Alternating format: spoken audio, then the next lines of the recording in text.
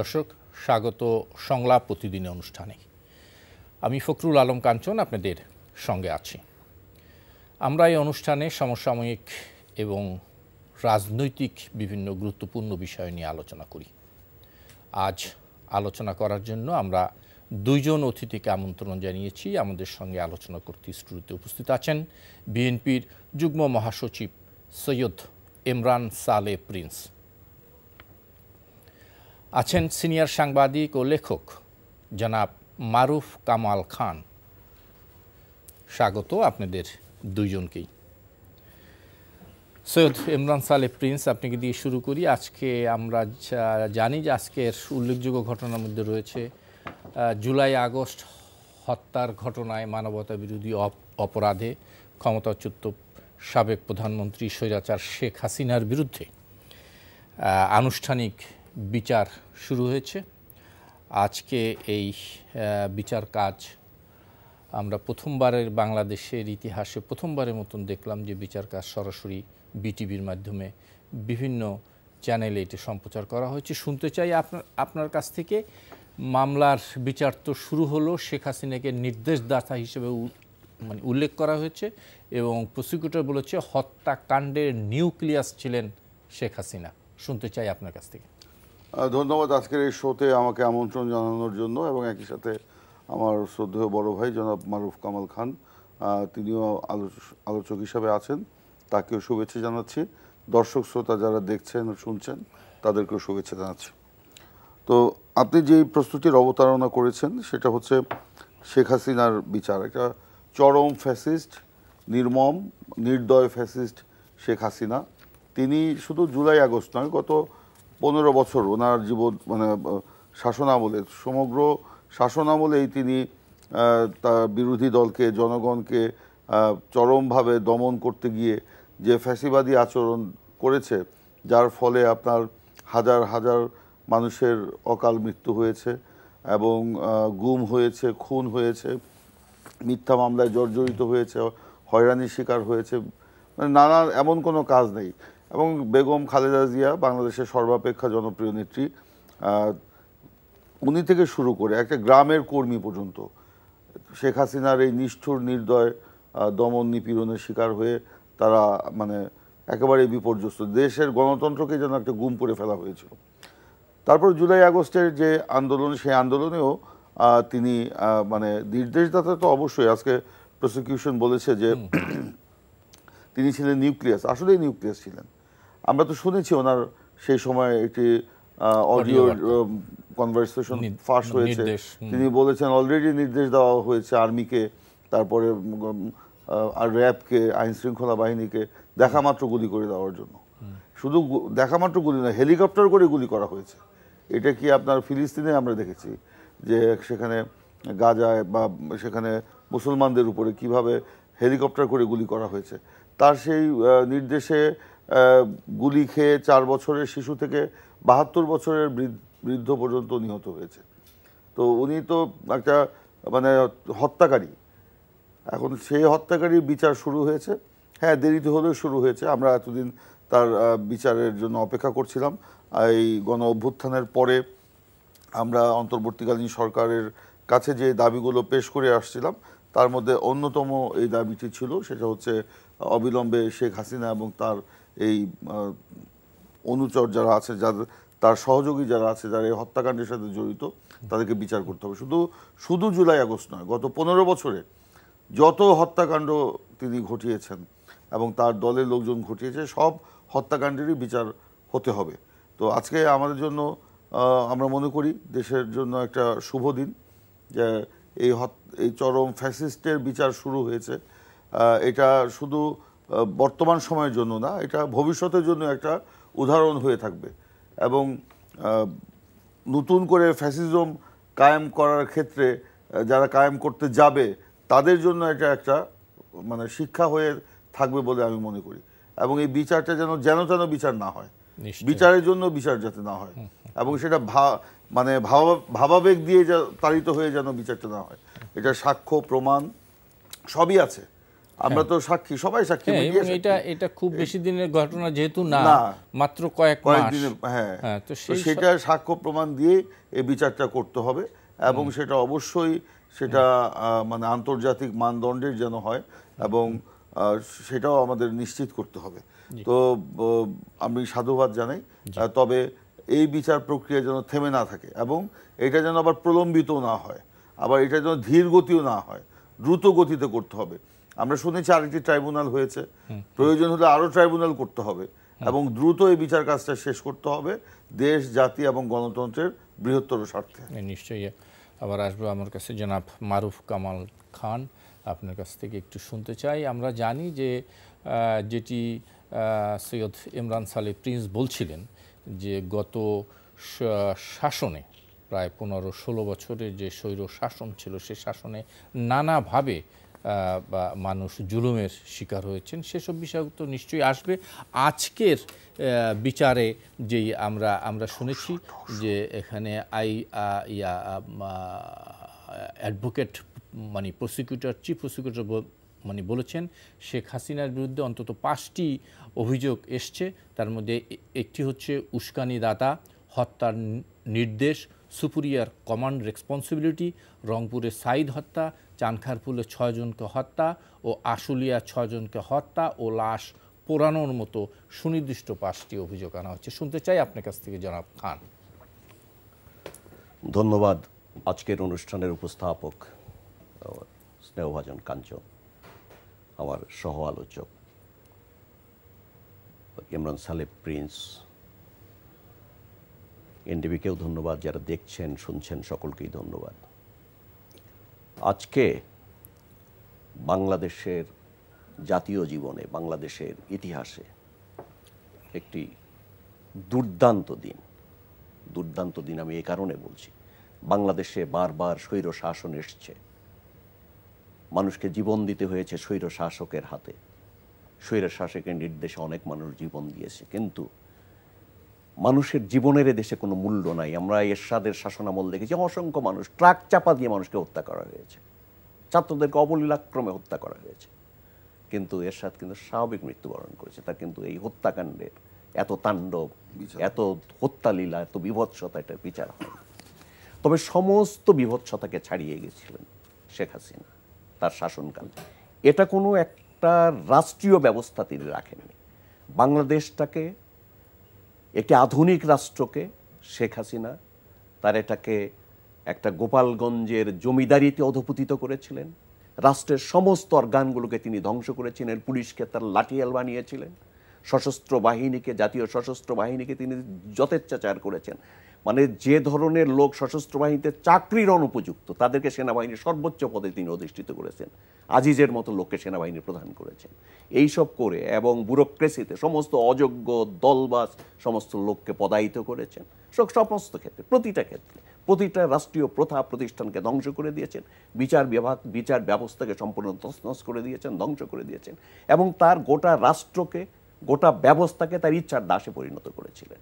এবং করবার পর তিনি যাকে খুশি, বিচার বলতে কিছু ছিল না, শেখ হাসিনার ইচ্ছা, শেখ হাসিনার অভিপ্রায়, শেখ হাসিনা যা মনে করেন, তার স্বার্থে যা আসে, সেটা তিনি বিচার বিভাগকে দিয়ে করাতে পারতেন, সেটা তিনি পুলিশকে দিয়ে করাতে পারতেন, খানিকটা তিনি সশস্ত্র বাহিনীকে দিয়ে করাতে পারতেন, সেটা তিনি সিভিল অ্যাডমিনিস্ট্রেশনকে দিয়ে করাতে পারতেন, সেটা তিনি মিডিয়াকে দিয়ে করাতে পারতেন।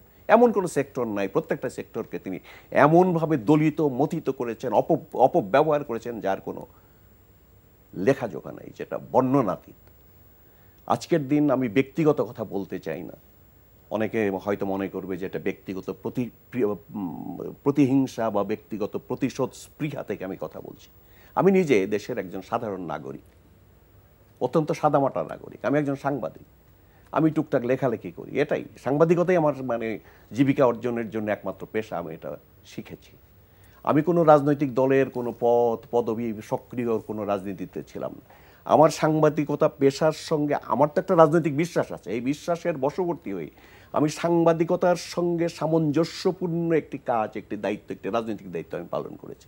আমি দেশনেত্রী বেগম খালেদা জিয়ার বক্তৃতা বিবৃতির মুসাবিদা করা, খসড়া করা, তার মিডিয়া কাভারেজ দেখা, আপনারা সকলেই জানেন, এইটুক কাজ আমি করতাম। এর বাইরে কিন্তু আমি কোনো রাজনৈতিক অ্যাক্টিভিস্ট ছিলাম না, আমি সভা সমিতি আন্দোলন সংগ্রাম এগুলোর সঙ্গে আমার কোনো সংশ্লেষ ছিল না, সংযোগ ছিল না। কিন্তু আমাদেরকে 3 মাস ধরে তিনি আটকে রেখেছিলেন, বন্দি অবস্থায় রেখেছিলেন গুলশানে বিএনপি চেয়ারপারসনের অফিসে। সেখানে বিদ্যুৎ লাইন বিচ্ছিন্ন করে দিয়েছিলেন, গ্যাস লাইন বিচ্ছিন্ন করে দিয়েছিলেন, সেখানে টেলিফোন সংযোগ, ইন্টারনেট সংযোগ সব বিচ্ছিন্ন করে দিয়েছিলেন, পানি সংযোগ বিচ্ছিন্ন করে দিয়েছিলেন। তারপর কি করতেন, প্রতিদিন সমস্ত মাস্তান, গুন্ডা, পান্ডা এবং তার সরকারি দলের সমস্ত যারা মাস্তান জাতীয় লোক, এই যে কি ওর নাম, শ্রমিক নেতা ছিল, মন্ত্রীও হয়েছিল, কি নাম, শাহজাহান খান, সে প্রায় অলমোস্ট 1-2-3 দিন পর পরই সে একটা বিশাল মিছিল নিয়ে আসতো, ওইখানে সে ওয়াল টপকায় ভিতরে ঢুকবে, আক্রমণ করবে, এরকম মহড়া করতো। কতগুলো মানে আওয়ামী শিল্পী টিল্পী নাম দিয়ে কিছু লোক, গুন্ডা পান্ডা, তারা এসে এখানে ঢুকে যাবে, তারা হামলা করবে প্রতিদিন এরকম, এবং একটা বিভৎস অবস্থা। মানে আমরা যে ভিতরে ওই রকম, পুলিশও কিন্তু খানিকটা অ্যালাউ করে, খানিকটা, এটা পুরো একটা ড্রামা করা হতো, এবং ভিতরে আমার একটা ভয়ার্থ অবস্থায় আমরা ছিলাম। এবং তারপরে যখন বেরোলাম, বেরোনোর পরে দেখা গেল যে ওই যে আওয়ামী লীগ যেটা করেছিল, বিএনপির আন্দোলনের কর্মসূচি ছিল, তখন সারা দেশে বাস টাস জ্বালিয়ে টালিয়ে দিয়ে বোমা করে, পুলিশ তো স্বীকারই করেছে যেগুলো আমরা করেছি, সেই সব পুলিশকে দিয়ে করানো হয়েছে। এবং সেই সমস্ত মামলায় আমি যে কখন কোনো রাজনৈতিক অ্যাক্টিভিস্ট ছিলাম, মানে প্রায় 3 মাস বন্দি অবস্থায় ছিলাম, এটাকে বন্দি বলতে হবে, ঘরোয়া বন্দি ছিলাম, গৃহবন্দী ছিলাম, বেগম জিয়ার একজন মানে কি বলা যায়, তার একজন এইড হিসেবে। তারপরে দেখা গেল কি আমার বিরুদ্ধে শতাধিক মামলা দায়ের করে হয়েছে, খুন খারাপি, অত্যাচার, নরহত্যা, লুটপাট, বোমাবাজি। এটা তো তার ছিল মানে বিরোধী পক্ষকে তার মানে দমনের একটা অন্যতম প্রধান হাতিয়ার ছিল এই মিথ্যা মামলা, যেটা এটা সবাই জানে, এটা হাসিনা থেকে আরম্ভ করে তো থানার একটা কনস্টেবলও জানে যে আমরা আটকা ছিলাম ভিতরে, আমাদের কোনো সংযোগ, যোগাযোগের কোনো মাধ্যম পর্যন্ত ছিল না। কিন্তু যেখানে যা হয়েছে, যত ধরনের ঘটনাই ঢাকা শহরে ঘটেছে, তার মামলা করেছে। তারপর আমি অসুস্থ হয়ে পড়েছেন ওই অবস্থায়, তারপর আমি হাসপাতালে গেলাম, হাসপাতাল থেকে চিকিৎসা নিলাম, তারপরে বললাম যে আমি আদালতে আত্মসমর্পণ করে জামিনের জন্য। আমার সমস্ত লয়াররা, বেগম খালেদা জিয়া পর্যন্ত বলে দিয়েছিলেন জামিনের ব্যবস্থা করা যায় না, সমস্ত লয়াররা বলেছেন না, ওনাকে হাজির করা যাবে না, হাজির করলে ওনাকে বাঁচানো যাবে কিনা সন্দেহ, মেরে ফেলতে পারে। তো এই মানে এটা তো অবিশ্বাস করার মতো না, এটা তার চরিত্রের মধ্যে আছে, মানুষকে হত্যা করা, করতে পারেনি। তারপরে আপনারা জানেন, এটা খুবই ব্যক্তিগত কথা, আমি কখনো বলি না, আমি ক্যান্সারে আক্রান্ত হলাম, এই অবস্থায় পলাতক জীবন, কি বলে ওটাকে, এক ধরনের, যাই হোক এটা বাদ দেন। তো ফলে জুলাই হত্যাকাণ্ড নিয়ে যদি আপনি আজকে যে এটার একটা বিচার হচ্ছে, এটা বিচার অনেক আগে ডিউ ছিল, এটা হওয়া উচিত। এটা না হলে পৃথিবীতে অপরাধ, পৃথিবীতে দুর্বৃত্তপনা, পৃথিবীতে রাষ্ট্র ক্ষমতা দখল করে মানুষকে অবলীলায় হত্যা করা, এটা চলতে থাকবে এবং ভবিষ্যতে যেন না হয় তার জন্য এই বিচারটা। এবং জুলাইয়ের কথা আর কি বলবো, জুলাইয়ের কথা প্রত্যেকে জানে, অবলীলাক্রমে। এবং এটা তো খালি আমাদের তদন্তে না, আন্তর্জাতিক তদন্তে, জাতিসংঘ সংস্থার তদন্তে এটা প্রমাণিত হয়েছে, শেখ হাসিনার অপরাধী, সে হুকুমের আসামি, সে প্রত্যেকটা ক্ষেত্রে এটা তো কোনো তদন্ত এক ধরনের আন্তর্জাতিক সংস্থা করে ফেলেছে। তা এটা কেন এত দেরি হলো, এটা নিয়ে আমার কাছে বিস্ময়কর মনে হয়। তা যাই হোক, মানে জাস্টিস হারিড না হোক সেটা আমরাও চাই, কিন্তু এটা হওয়া উচিত এবং ন্যায় বিচার হওয়া উচিত। শেখ হাসিনা যেন অন্যদের ন্যায় বিচারকে যেমন তিনি ইয়ে করেছেন, বঞ্চিত করেছেন, শেখ হাসিনা যেন ন্যায় বিচার বঞ্চিত না হয়, এটা আমরা চাই। কিন্তু দুর্ভাগ্যের বিষয় হচ্ছে সে আসামি হিসেবে সে তো আমাদের হাতে নাই, রাষ্ট্র ব্যবস্থার হাতে নাই, বিচার বিভাগের হাতে নাই। তো সুতরাং বিচারটাকে হোক, তারপরে একজন অপরাধীকে, একজন সাজাপ্রাপ্তকে, কোনো একটা গণতান্ত্রিক রাষ্ট্র, পৃথিবীর কোন গণতান্ত্রিক রাষ্ট্র আশ্রয় দেয়, একজন সাজাপ্রাপ্তকে কিভাবে সাজা থেকে মুক্ত করার চেষ্টা করে, সেটা তো মুক্ত রাখার চেষ্টা করে, সেটাও আমাদেরকে দেখতে হবে, সারা বিশ্বকেই দেখতে হবে। আদালতের আরও একটি বিষয় আছে, এটি একটু আলোচনা করে আমরা ভিন্ন প্রসঙ্গে যেতে চাই। আজকে প্রায় 12 বছর পর জামায়াত ইসলামী তাদের নিবন্ধন ফিরে পেল আদালতের আদেশে। তবে প্রতীক, তাদের যে দাঁড়িপাল্লা প্রতীক, সেটি ফিরে পাবে কি না সে দায়িত্ব দেওয়া হয়েছে ইসির উপরে।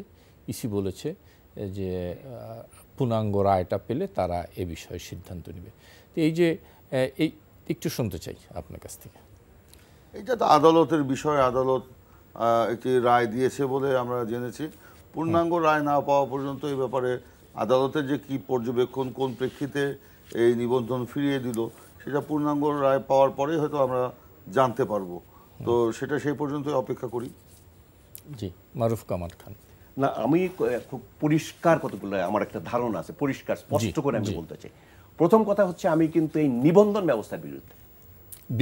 বিরুদ্ধে কেন নিবন্ধন থাকবে? রাজনৈতিক দলের নিবন্ধন কোনো প্রয়োজন নাই। রাজনৈতিক দল কেন নিবন্ধিত হবে? রাজনৈতিক দল তারা স্বাধীন থাকবে, তারা নির্বাচনের প্রতি, জনগণ হচ্ছে সবচেয়ে বড় নিবন্ধক। আপনি জনগণের কাছে যাওয়ার আগে একটা ব্যুরোক্রেটিক সিস্টেমের কাছে কিছু জিনিসকে আগে তো ছিল না, আগে কি নিবন্ধন ছিল? আমাদের ছিল না। এটা ওই ১/১১ সময় এই ব্যবস্থাটা প্রবর্তন করা হয়েছে। এটা আসলে আমি মনে করি এক ধরনের কিন্তু বিরাজনীতিকরণের একটা প্রক্রিয়া, এবং ব্যুরোক্রেসির হাতে কিন্তু এক ধরনের, মানে নির্বাচন কমিশনটাও তো এক ধরনের একটা ব্যুরোক্রেটিক সিস্টেম, একটা ব্যুরোক্রেটিক পদ্ধতি, তাদের হাতে কিন্তু একটা বিরাট ক্ষমতা দিয়ে দেয়। আর সবচেয়ে হচ্ছে যেটা বড় কথা, সেটা হচ্ছে শেখ হাসিনা যেরকম মানে তার কি বলে জুতার শুকতলির মতো বিচার বিভাগকে ব্যবহার করেছেন, এবং বিচার বিভাগ তিনি যা চাইতেন সেটা রায় দিত, যে তিনি যেটা চাইতেন না সেটা রায় দিত না, এবং তিনি বিচার বিভাগকে ব্যবহার করে জামাতে ইসলামীর মানে একটা অদ্ভুত ব্যবস্থা। জামাতে ইসলামীর বৈধতা কিন্তু অনেক দিন ছিল, দল হিসেবে বৈধ, কিন্তু তার নিবন্ধন বাতিল। নিবন্ধন বাতিল কেন? সে নির্বাচনে কন্টেস্ট করতে পারবে না।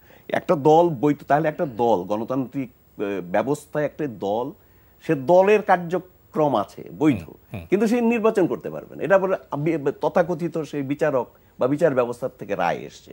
এর চাইতে মানে বাজে ব্যাপার, এর চাইতে মানে অবিচার আর তো কিছু হতে পারে না। আমি মনে করি যে এই অবিচার যদি দূর হয়, আর নিষিদ্ধকরণের রাজনীতি, তো আমি পার্সোনালি, আমাকে যদি বলেন, আমি নিষিদ্ধকরণের রাজনীতি বিষয়ে কোনো দলকে নিষিদ্ধ রাখা যায় না। জামাতে ইসলামী স্বাধীনতার পরে নিষিদ্ধ ছিল। জামাতে ইসলামী কি অস্তিত্বহীন হয়েছিল? তারা গুপ্ত সংগঠন করেছে। বামপন্থী অনেক দল তারা স্বাধীনতার পর নিষিদ্ধ ছিল। তারা কি অস্তিত্ব বিলুপ্ত হয়ে গেছিল? তারা সক্রিয় ছিল, তারা সশস্ত্র সংগ্রাম করেছে গোপনে, আন্ডারগ্রাউন্ডিংয়ে। জিয়াউর রহমান এই ব্যবস্থাকে রদ এবং রহিত করেন। তিনি বলেন যে না, জনগণ ঠিক করবে, প্রত্যেক যে কোনো মতামতের ভিত্তিতে যে কোনো দল গঠন করতে পারবে, সেটা ডানও করতে পারবে, বামও করতে পারবে, প্রত্যেকে করতে পারবে। আওয়ামী লীগ যে নিষিদ্ধ করা হয়েছে, আপনি কি মানে তারও বিরোধিতা করবেন? আওয়ামী লীগ নিষিদ্ধ করা হয়নি, কার্যক্রম নিষিদ্ধ হয়েছে, সাময়িকভাবে কার্যক্রম নিষিদ্ধ। আমাকে যদি আওয়ামী লীগ প্রশ্নে জিজ্ঞেস করেন, তাহলে আমি বলবো যে রাষ্ট্র, সরকার, এই দেশের রাজনৈতিক দল ব্যবস্থা, সমস্ত যারা রাজনীতি করে তাদেরকে সম্মিলিতভাবে একটা ডিসিশনে আসতে হবে। ডিসিশনে আসতে হবে এ কারণে, আওয়ামী লীগ এত অপরাধ করেছে, দল হিসেবেও কিন্তু করেছে, খালি যে তারা ব্যক্তি হিসেবে করেছে তা না, দল হিসেবেও এর কি কোনো শাস্তি হবে না? এটা শাস্তি হইতে হবে। তার শাস্তিটা হচ্ছে অগ্রগণ্য। তাদেরকে প্রথমে হচ্ছে এর ন্যায় বিচার হতে হবে এবং তাদেরকে শাস্তি দিতে হবে, এবং এই শাস্তি সংগঠন হিসেবে আওয়ামী লীগের জন্য প্রযোজ্য হবে কি হবে না, করা উচিত কি উচিত না, এটা কিন্তু একটা জাতীয় ঐক্যমতে পৌঁছতে হবে। নাম্বার 2 এটা। নাম্বার 3 হচ্ছে, আমি যেটা পার্সোনালি মনে করি যে আওয়ামী লীগের ব্যাপারে কিন্তু একটা জাতীয় ঐক্যমতে আসতে হবে, যে আওয়ামী লীগকে আপনি কত দিনের জন্য শাস্তি দেবেন দল হিসেবে, কত দিনের জন্য আপনি নির্বাচনী প্রক্রিয়ার বাইরে রাখবেন তাদের এই সমস্ত অপরাধের জন্য। আমি যদি এভাবে আপনার কাছে একটু জিজ্ঞেস করি যে আওয়ামী লীগকে মানে আওয়ামী লীগকে আপনি কি একটি রাজনৈতিক দল বলবেন? না, আমি রাজনৈতিক দল বলবো এ কারণে, আওয়ামী লীগ তো ফ্যাসিস্ট, যে আচরণ করেছে সেটা ফ্যাসিস্ট। এতদিন তো আমরা আওয়ামী লীগকে, ধরেন মওলানা ভাসানী প্রতিষ্ঠিত আওয়ামী লীগকে একটা লেভেল পর্যন্ত, একটা সময় কাল পর্যন্ত আমরা তো রাজনৈতিক দল হিসেবে স্বীকৃতি দিয়েছি। হাসিনা ক্ষমতায় আসার মানে ধরেন কি বলে, প্রথমবারও আমরা একটা রাজনৈতিক দলই মনে করেছি। তার যে দ্বিতীয় দফায় সে যখন কারচুপি করে সমস্ত ভোট টোট মানে তছনছ করে দিয়ে সে যখন ক্ষমতায় আসলো, তখন থেকে তার যে আওয়ামী লীগকে সে একটা রাজনৈতিক সংগঠন রাখেনি, এটা একটা ফ্যাসিবাদী সংগঠনে পরিণত করেছে। কিন্তু তারপরে আমি মনে করি, যেটা আমি বলতে চাই সেটা হচ্ছে যে দেশে তো কয়েক লাখ লোক আছে আওয়ামী লীগের সমর্থক, কয়েক লক্ষ লোক আছে, এদের রাজনৈতিক অধিকারের কি হবে? অন্য দল করবে না, রাজনীতি, অন্য রাজনীতি করবে না, সেটা তো আপনি, এটা হলো আমি তার উপর চাপিয়ে দিলাম যে আপনাকে আপনার মতামত ভিত্তিতে আপনি সংগঠিত হতে পারবেন না অন্য। কিন্তু সাময়িকভাবে কিন্তু এটা তারা 3টা কারচুপির নির্বাচন করে মানুষের ভোটাধিকার হরণ করেছে। অন্তত 2-3টা ইলেকশন কিন্তু তাদেরকে ইয়ে করা উচিত, বাইরে রাখা উচিত। এটাও মিনিমাম বিচার, অন্ততপক্ষে এটা সবাই জাতীয় ঐক্যমতের ভিত্তিতে 2-3টা। তারপরে ধরেন দক্ষিণ আফ্রিকায় কি হয়েছে, তারা ট্রুথ কমিশন করেছে, একটা সিস্টেম করেছে যে সবাইকে আমরা ইয়ে করবো না, যারা খুন খারাপি অপরাধ এটা করেছে এই লেভেল পর্যন্ত তাদের আমরা শাস্তি দেব। বাকিদেরকে আমরা একটা ওথ নেওয়াবো, আমরা একটা শপথ বাক্য করাবো যে আমরা আর রাজনীতি করবো না, ফ্যাসিবাদী রাজনীতি করবো না, অন্যায় করবো না, আমরা এই জিনিসে ঐক্যমত পোষণ করছি, আমরা সুষ্ঠু নিয়মতান্ত্রিক গণতান্ত্রিক রাজনীতি করব। সেই ভিত্তিতে তাদের কাছ থেকে মুচলেখা নিয়ে যে তারা যেটা করেছে আর কি টুথ কমিশন, এটার মাধ্যমে তাদেরকে মেইন স্ট্রিমে কিন্তু এই যে ইয়েদেরকে অপরাধীদের কিন্তু তারা নিয়ে এসছে। তা আমাদেরকেও একটা পন্থা পদ্ধতি বের করতে হবে, কারণ আপনি নিষিদ্ধ করে তো নিষিদ্ধ করলে আন্ডারগ্রাউন্ডে চলে যাবে, থাকবে। আপনি যদি অন্য দল করেন, সে অন্য দলে গেলেও কিন্তু সে ওই একই কাজই করবে, অন্য দলে তার রাজনীতিটাকে সে ওটাকে কি বলে ইনফিল্ট্রেশন হবে, সে ইনফিল্ট্রেট করবে, তা রাজনীতি এটাতে কলুষিত হবে। আমি মনে করি এটা তো আমার লেভেলে তো এটা ডিসিশন হবে না, এটা সবাইকে মিলে জাতীয় পর্যায়ে সবাই মিলে যারা ভিকটিম, যারা আন্দোলন করেছে, যারা সংগ্রাম করেছে, তাতে সকলেই আজকে তো মানে একজন দুইজন ভিকটিম না, হাজার হাজার লোক ভিকটিম। আজকে যে মায়েরা আজকে তার সন্তান হারিয়েছে, যে বাবারা তাদের সন্তান, যে ভাইরা, যে বোনরা তাদের ভাইকে হারিয়েছে, তাদের মতামতকে আপনি উপেক্ষা করে আওয়ামী লীগকে কালকে রাজনীতি করতে দেবেন, তাদেরকে ভোটে অংশগ্রহণের সুযোগ দেবেন, এটা তো হতে পারে না।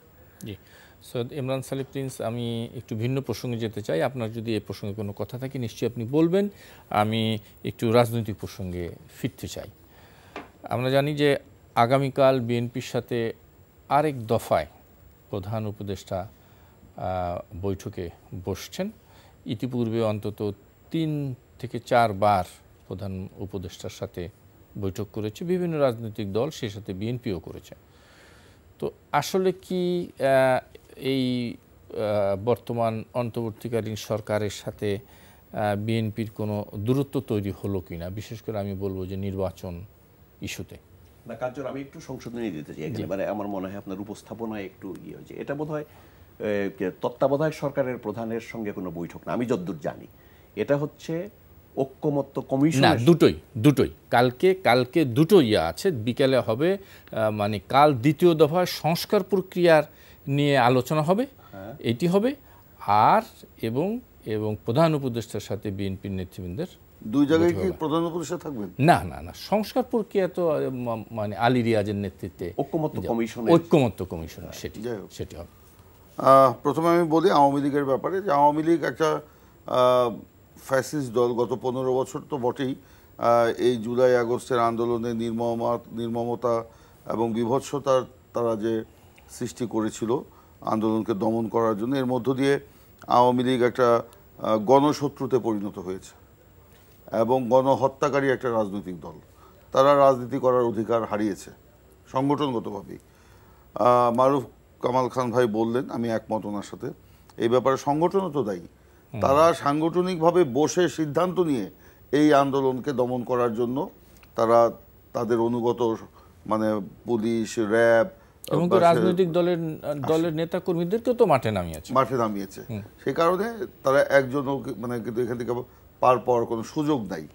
আর আওয়ামী লীগের কবর তো শেখ হাসিনা নিজেই দিয়ে দিয়েছেন গত 5ই আগস্ট। একবার শেখ সাহেব দিয়েছিলেন, জিয়াউর রহমান আবার সে কফিন থেকে জিয়াউর রহমান তার বহুদলীয় গণতন্ত্র দিয়ে তাদেরকে বের করে নিয়ে এসে রাজনীতি করার সুযোগ দিয়েছিলেন। এটা জিয়াউর রহমানের মানে বদন্যতা এবং তার একটা উদার রাজনীতির বহিঃপ্রকাশ। আবার শেখ হাসিনা সেই রাজনীতিকে তার সেই পুরনো প্যাটার্নে নিয়ে গিয়ে যে দমন নিপীড়ন করিয়ে আবার কবরস্থ করেছে। এই কবর থেকে উঠানোর দায়িত্বটা আমাদের না। এবং এইটা অন্তর্বর্তীকালীন সরকার যে এই যে আন্তর্জাতিক অপরাধ মানে মানবতা বিরোধী অপরাধ যে আইন, সে আইন প্রথম যখন সংশোধন করলো তখন কিন্তু আমরা অন্যান্য আইনজীবীরা তারা প্রস্তাব করেছিল সংগঠনের বিচারও হতে হবে এই আইনে। কিন্তু যখন এটা ক্যাবিনেটে গেল, খসড়ায় ছিল, ক্যাবিনেটে যখন গেল তখন ওই সংগঠনটা কেটে দেওয়া হলো। যার ফলশ্রুতিতে কিন্তু এই যে পরবর্তীতে আন্দোলন বা অন্যান্য পরবর্তীতে সরকার আবার নতুন করে এই যে আওয়ামী লীগের কার্যক্রম যখন নিষিদ্ধ করা হলো তখন আবার এটা সংযুক্ত করার জন্য তারা উদ্যোগ নিয়েছে। তো প্রথম কেন এটা সংশোধন হলো না, কেন এটা কেটে দেওয়া হলো, সেটা কিন্তু একটা বড় প্রশ্ন। আজকে এই যে বিচার প্রক্রিয়া দীর্ঘায়িত, আমি প্রথমে বলছি দীর্ঘায়িত করার সুযোগ নেই। একটা গোষ্ঠী আছে বর্তমানে, তারাও আন্দোলনে ছিলেন, তারা এখন এই বিচার শেষ করতে হবে, সংস্কার শেষ করতে হবে, তারপরে নির্বাচন, এই কথাগুলো কিন্তু সামনে নিয়ে আসছে। কিন্তু বিচার একটা চলমান প্রক্রিয়া, সংস্কারও একটা চলমান প্রক্রিয়া। এটা আজকে আপনি করে কালকেই শেষ করতে পারবেন না। এটা আইনগতভাবেই যেটা সময় লাগবে। ভাই বলেছেন যে এটা যেন প্রশ্নবিদ্ধ না হয়, শেখ হাসিনা সবাইকে মানে আইন থেকে বঞ্চিত করেছিলেন, এই সুযোগ থেকে ন্যায় বিচার থেকে বঞ্চিত করেছেন। জনাব সৈয়দ এমরান সালে প্রিন্স, আপনি আলোচনায় ছিলেন, আপনি স্বৈরশাসক শেখ হাসিনার সময়কার মানে কথা গিয়ে আপনি বলতেছিলেন, তারপরে আমরা জি আগামী কালকে বৈঠক আর কি।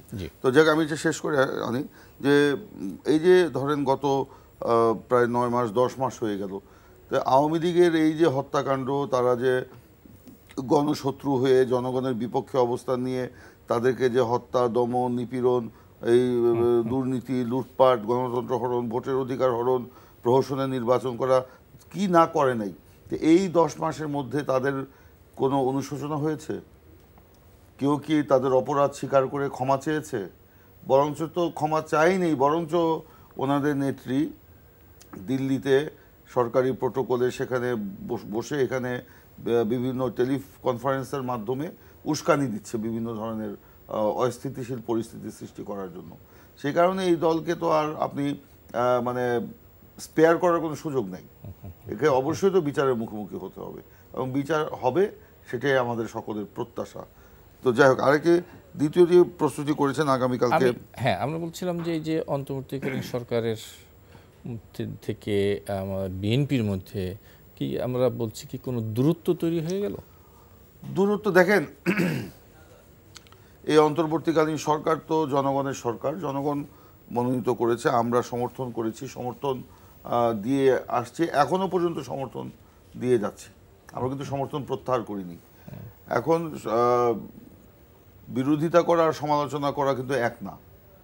আমরা সমালোচনা করছি সরকারকে, যদি কোনো বেলাইনে থাকে সঠিক লাইনে আনার জন্য। বিএনপি একটা রাজনৈতিক দল, দীর্ঘদিন তারা ক্ষমতায় ছিল, বিরোধী দলে ছিল, রাজপথে লড়াই করেছে, সংগ্রাম করেছে, এর মধ্য দিয়ে একটা কমিটমেন্ট জনগণের কাছে বিএনপির আছে।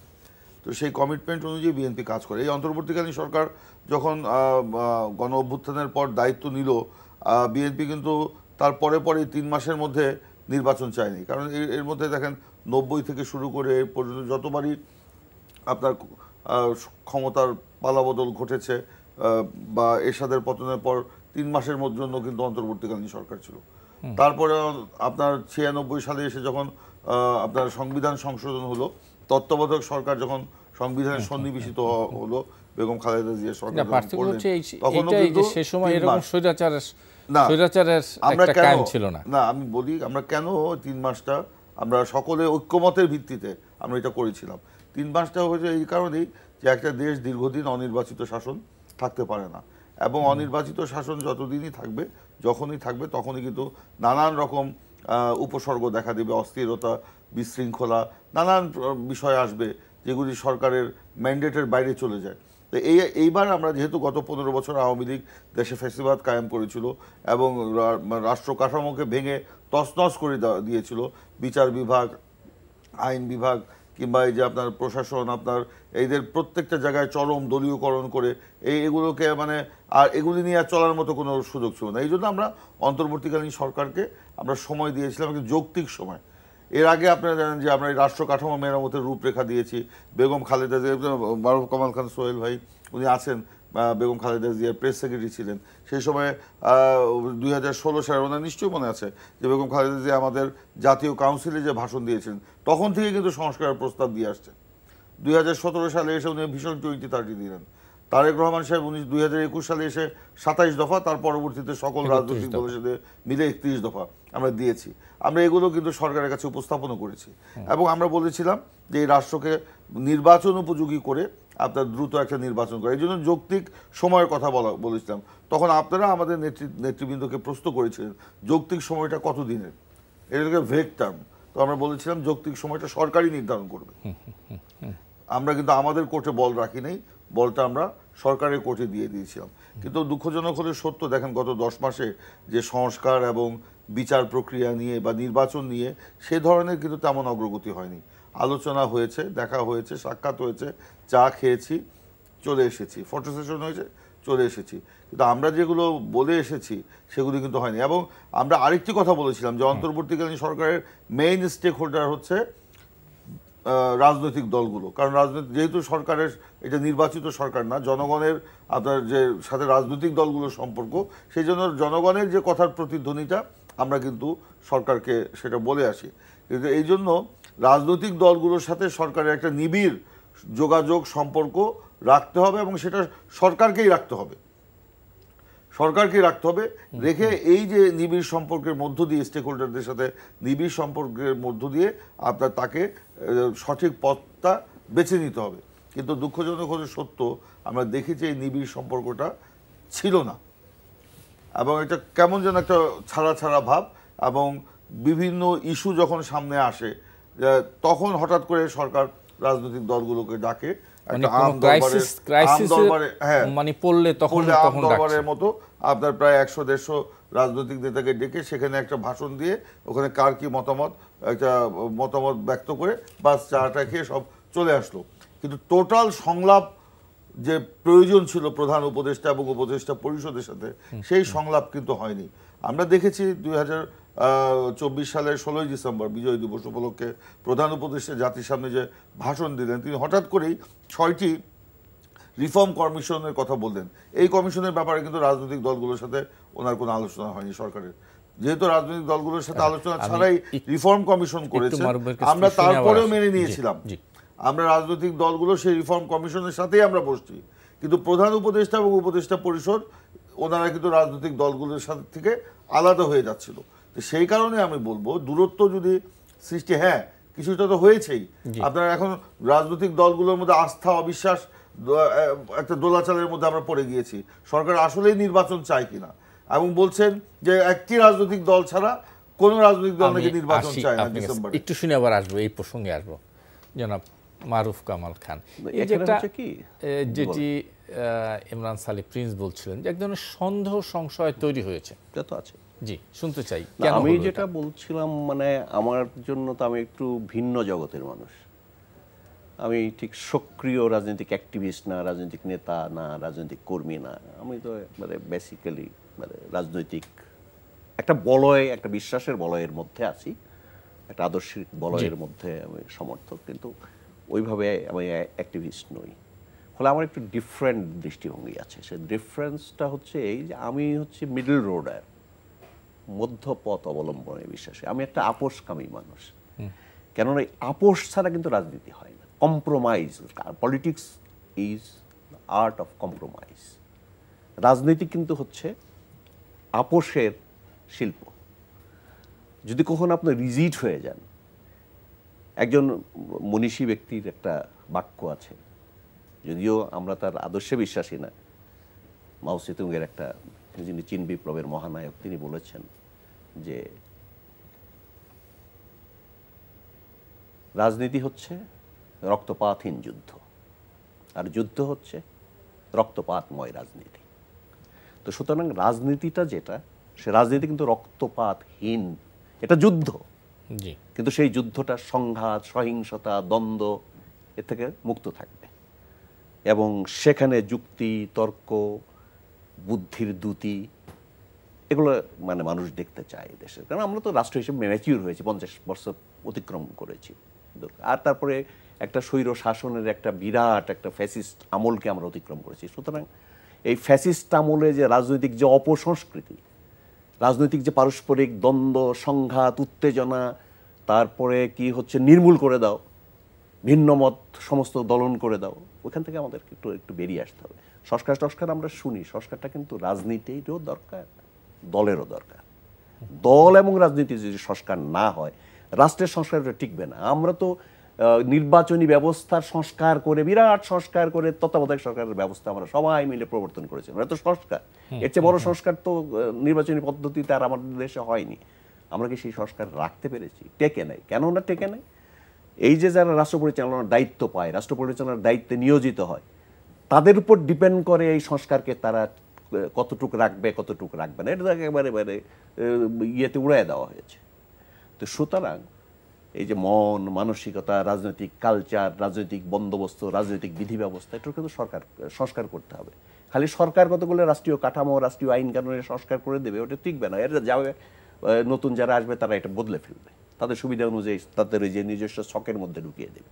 তো সুতরাং যেটা আজকে দরকার ছিল যে সব সংস্কার আপনি করে ফেলবেন এমন তো না, দরকারটা হচ্ছে যে কতগুলো জায়গায়, এই সরকারও বলছে না যে সব সংস্কার করে ফেলতে, বলছে যে নির্বাচনের জন্য অপরিহার্য যে সংস্কারগুলো সেটা ঐক্যমত্য যতটুকু প্রতিষ্ঠিত হবে সেই সংস্কারগুলো করা হবে। বাকির ক্ষেত্রে কি হবে, বাকির ক্ষেত্রে একটা এগ্রিমেন্ট হবে, যারা একমত হবে সেগুলো যে আমরা ক্ষমতায় গিয়ে এটা একটা ন্যাশনাল চার্টার হবে, তারা সই স্বাক্ষর করবে সবাই মিলে, সমস্ত রাজনৈতিক দল যেই জিতবে সে গিয়ে সংস্কারগুলো বাস্তবায়ন করবে। এই তো কথা। এই সরকার সমস্ত সংস্কার করে যাবে এটা তো বলেনি, অল্প কিছু সংস্কার তারা করে যাবে। সেটা কতটুক সেটাও যদি খুব অল্পের ব্যাপারে যদি ঐক্যমত হয় তাহলে বলছে এটা ডিসেম্বরের মধ্যে করা যাবে, আর যদি খুব অল্প না আর একটু বেশি হয় তাহলে জুন। তো এটা মোটামুটি কিন্তু আমার কাছে যেটা মনে হয়েছে, আমি একজন নাগরিক হিসেবে মনে করি যে নির্বাচনী কিন্তু প্রথম থেকেই কিন্তু প্রফেসর ইউনূস অন্ততপক্ষে বলে আসছেন যে ডিসেম্বর থেকে জুনের মধ্যে, ডিসেম্বর টু জুন এই হচ্ছে সময়সীমা, এটা বলে আসছেন। এটা আলাপ আলোচনা করে কিন্তু হেরফের করা যায়, এটা যে ডিসেম্বরের জায়গায় যদি জানুয়ারিতে হয় বা মার্চে হয় তো মহাভারত তো অশুদ্ধ হয়ে যাবে, এটা তো উত্তেজনার তো কিছু নেই, এটা মেলানো যায়।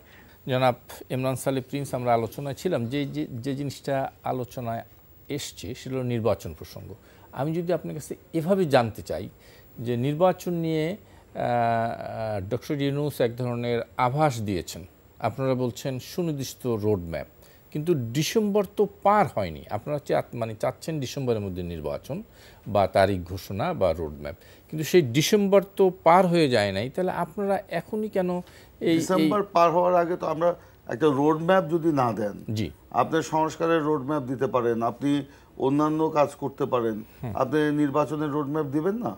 রোড ম্যাপ না দিলে বাংলাদেশে কি নির্বাচনের আবহ তৈরি হবে? এই রোড ম্যাপ না হলে আপনার প্রশাসন, নির্বাচন কমিশন, বিচার বিভাগ, নিরাপত্তা বাহিনী, আইন শৃঙ্খলা বাহিনী, তারা তো কেউ নির্বাচনমুখী হবে না। সেটা তো এখনো তো আরো 7 মাস আছে। না না, আপনার কাজেই কিন্তু প্রমাণ করবে আপনি কি করতে যাচ্ছেন। আপনার মধ্যে একটা ঢিলামি আছে, আপনার মধ্যে একটা সরকারের মধ্যে একটা ঢিলামি আছে, সরকারের মধ্যে একটা কেমন যেন রাজনৈতিক দলগুলোর সাথে দূরত্ব সৃষ্টি করা হচ্ছে, বিশেষ করে বিএনপির সাথে। বিএনপি বাংলাদেশে বর্তমানে সর্ববৃহৎ জনসম্পৃক্ত একটি রাজনৈতিক দল। নিশ্চয়ই জনগণের রায় নিয়ে, ম্যান্ডেট নিয়ে বিএনপি অতীতে ক্ষমতায় ছিল, এবারও যদি জনগণ ভোট দিতে পারে ইনশাল্লাহ বিএনপি আবার হয়তো ক্ষমতায় যাবে। এরকম দল কিন্তু বিএনপি সর্ববৃহৎ, তার অভিজ্ঞতা আছে, খারাপ অভিজ্ঞতা আছে, ভালো অভিজ্ঞতা আছে। সেই অভিজ্ঞতার আলোকে আমরা কিন্তু বলতে চাই, এই যে সংস্কারের কথা যেটা বলা হচ্ছে, সংস্কারে আমাদের ভারপ্রাপ্ত চেয়ারম্যান তারেক রহমান বলেছেন যে এই যে আপনার 5ই আগস্টের যে পরিবর্তন, আমি বহুবার বলেছি এই কথাটা, আমার কাছে খুব ভালো লেগেছে।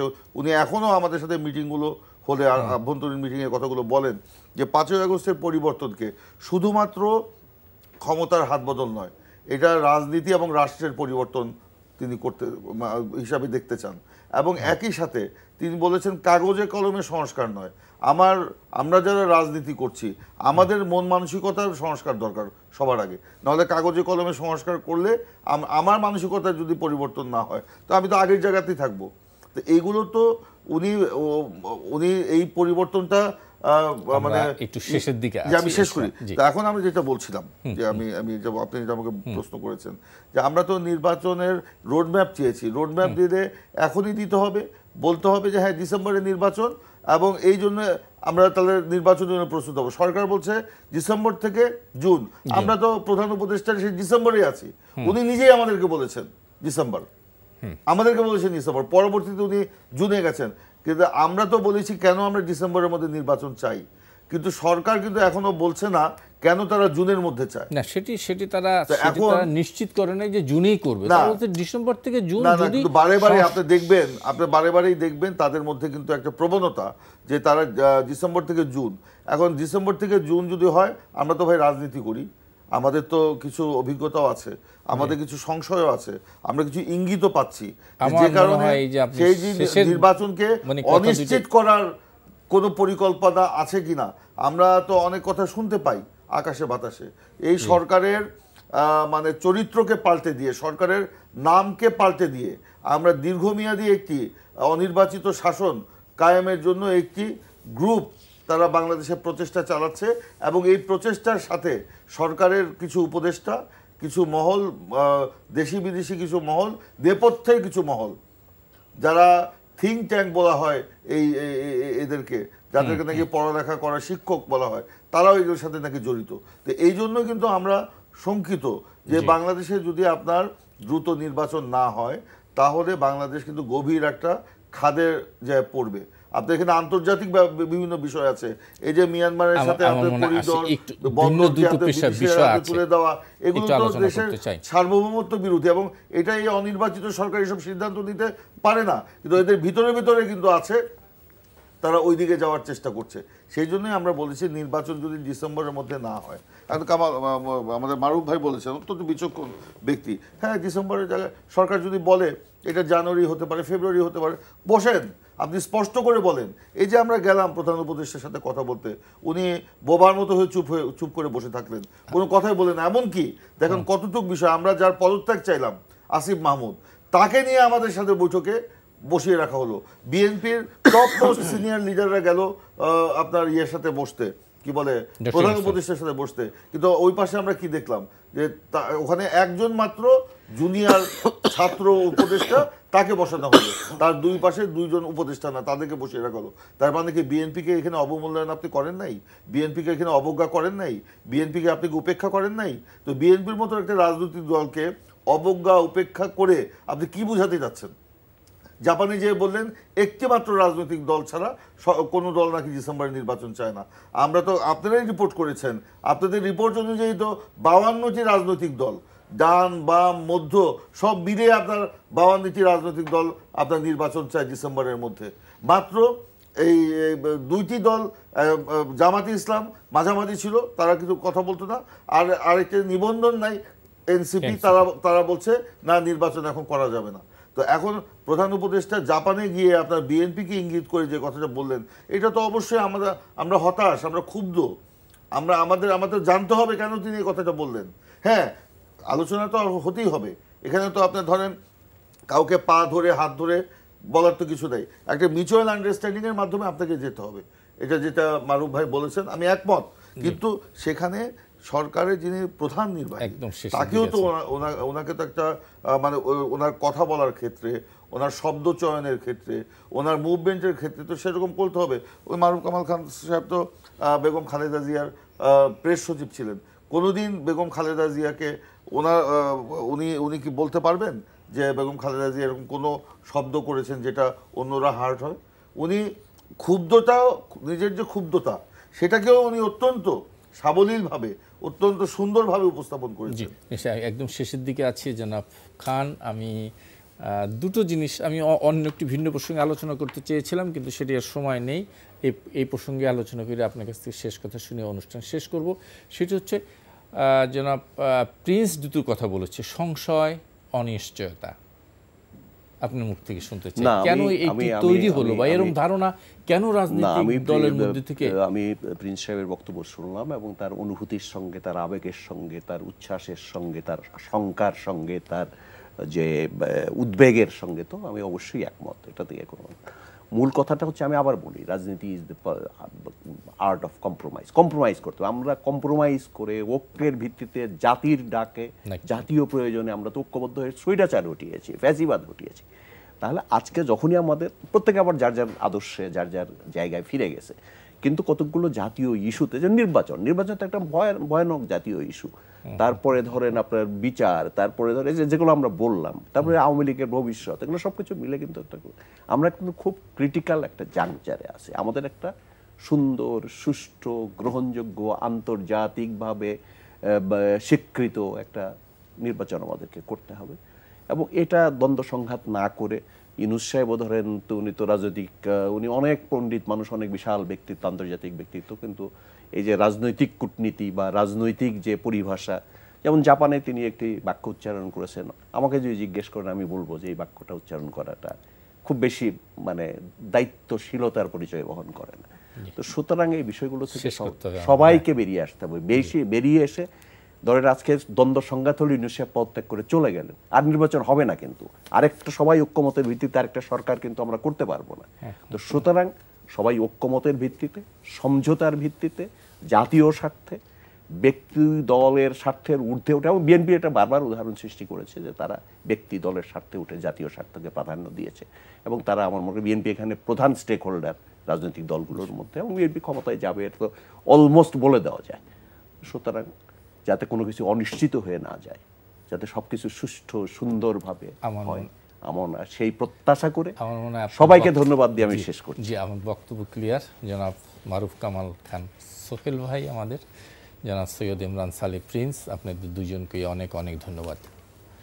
দর্শক, আপনাদেরকে ধন্যবাদ যারা এতক্ষণ আমাদের সঙ্গে ছিলেন। আগামী অনুষ্ঠানে আবার দেখা হবে। শুভ সন্ধ্যা।